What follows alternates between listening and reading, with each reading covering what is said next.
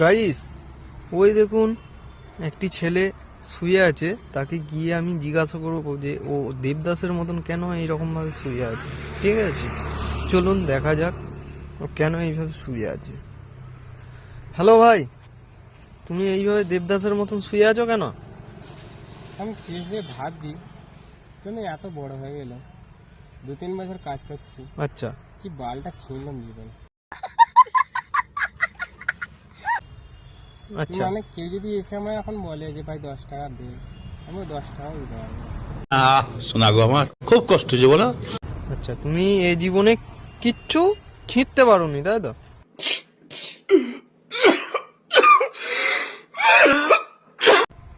তাহলে এই জীবন রাখবার দরকার নেই। আমি ওটাই ভাবছি।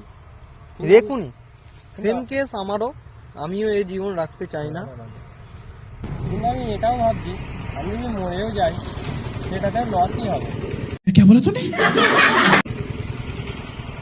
মোড়াতে গেলে বাস খরচা আছে, পোড়ানো ওখানে খরচা আছে, লোক যে যাবে মদ খরচা দিতে হবে, আবার খাওয়া দাওয়া খরচা দিতে হবে, ওই খরচাটাও কে দেবে আমাকে?